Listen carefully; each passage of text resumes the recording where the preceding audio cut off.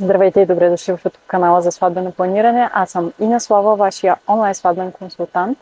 И днес продължаваме да си говорим за бюджет, само че този път ще споменем няколко грешки, които така вредят и се забелязват много често при сватба. Ако ви е интересно, останете до края на това видео, абонирайте се за канала също, не пропускайте с камбанката, за да не изпускате други полезни видеа и предлагам да започваме.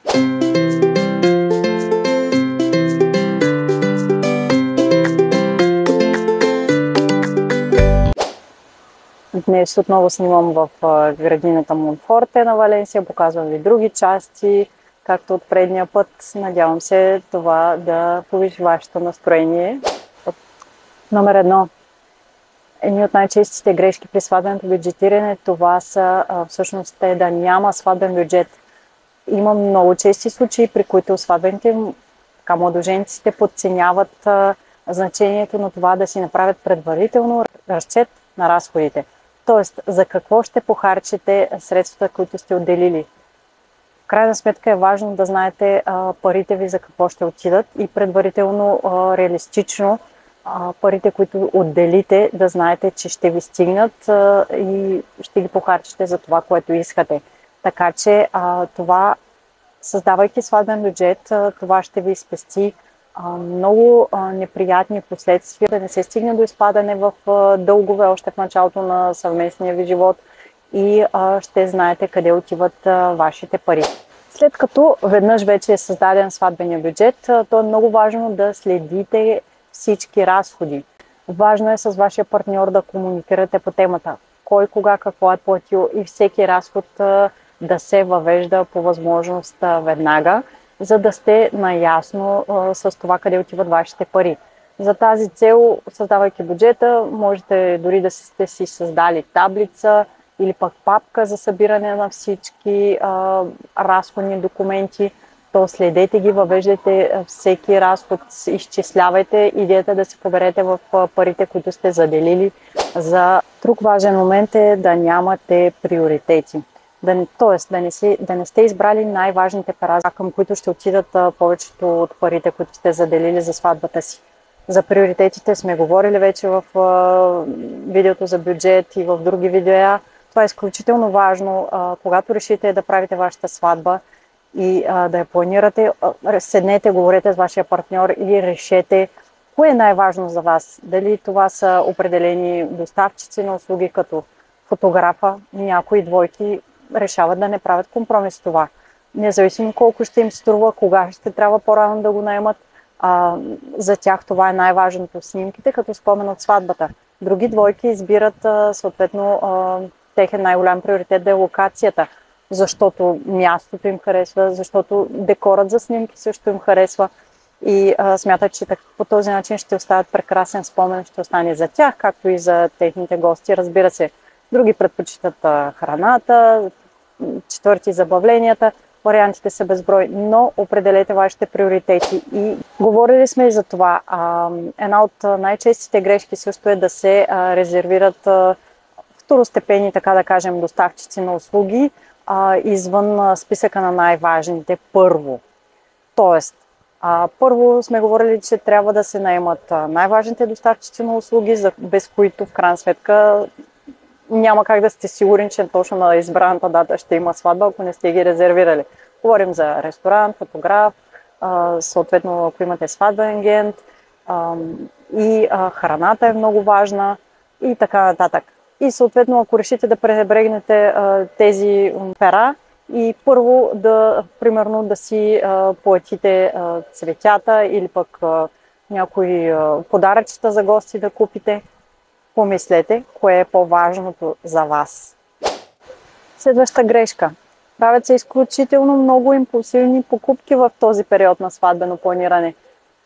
Не само заради цената, понеже сте видяли някакви продукти, лоу-кост, ниска цена, разнообразие и сте си казали, не трябва да изпуснат точно тази покупка, тя ще е оригинална.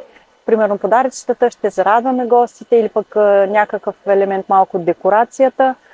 Да, обаче Има много по-други важни неща. Имате приоритети, за които сте решили да отделите повече средства от парите, които сте заделили. Искате да изпълните определена визия за вашата сватба. То мислете кое първо ще направите. Не бързайте с импулсивните покупки. По-добре обмислете ги, резервирайте си първо важните доставчици, платете важните пера от бюджета и след това вече мислете, ако има възможности, ако бюджета ви го позволява, за този тип покупки. Наблюдавам, че масово се среща и моментът, в който младоженците предпочитат да купуват дадени елементи и предмети, свързани с сватбеното планиране, декориране, организиране, отколкото да ги наемат. Помислете, как след като закупите тези неща и платите пълната им пазарна цена, едно, че стойността им пада. После дори и да искате отново да ги продадете, със сигурност цената ще е така доста по-ниска и от половината, на което сте заплатили. Първо. Второ, вие ще трябва да съхранявате тези неща и ще ви трябва определено немалко място. Разполагате ли с такова място? Мислите ли и за природата и това да засегнем? Можете спокойно да си проучите дали няма варианта с наемане на дадени, билото оборудване, примерно, или нещо свързано с декорацията, дали няма да ви излезе наистина по-евтино. Защото ако ги наемате, нямате грижда с складиране, нямате грижда по-рано да ги търсите тези неща, просто трябва да си проучите къде какво се предлага и съответно да си ги резервирате, да ги наемете. Също понякога излиза солено да не наемате местни доставчици на услуги. Ако вашата сватба ще се проведе в друг град или местност, въобще, която не ви е позната и така е далеч от вашата обичайна, то вие, младоженци, помислете дали не е по-добър вариант да наемете местни доставчици на услуги. Проучете си вариантите, защото колкото по-далече идват доставчиците, разбира се, трябва да се погрижите за транспорт, понякога нощувки, допълнителни такси. Ако ги наемете от района, едно, че има вероятност и цената да е по-различна. Има вероятност и да спестите и така ще отново подпомагате и за икономическото развитие на района. Грешка при сватбеното бюджетиране е подценяването на пазарните цени на услугите, които предоставят доставчиците. Какво се получава в този момент? Получава се, че младоженците си представят едни цени, не са си направили проучване реално или са питали на едно място и са решили, че това е всичко, чули са от някъде нещо. Не. Направете си вашето щателно проучване, говорете с други двойки отново да получите информация, които вече са преминали през това. Прегледайте в интернет какво се предлага, отидете на едно-две места.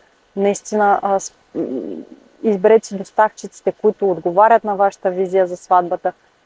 Проучете ги, срещнете се с тях и разберете реално какви такси, цени има, защото има много неща, които има вероятност да се объркате и да вземете грешно решение. Така че направете вашето проучване. И последното, което така неприятно може да се получи при сватбеното бюджетиране, е да надцените възможностите си. Не забравяйте какви реално са финансовите възможности, какво реално сте преценили, че ще отделите за вашето сватбено празненство и се постарайте в крайна сметка се вместите в него. Няма значение какво е това, просто и каква е сумата, просто следвайте вашия план, следвайте вашия бюджет и не допускайте неприятни изненади, неприятни емоции във връзка с някаква импулсивност, емоционалност. Да, сватбата и подготовката е изключително емоционална и може да бъде много приятно преживяване, стига да се придържате към някои основни правила. Това беше и за 10 грешки свързани при сватбеното бюджетиране. Това са само основни моменти, някои, които съм срещала в практиката. Естествено има и още много други. Ако се сещате за някой, оставете в коментар. Харесайте това видео, споделете го с някой, на когото ще му бъде полезно.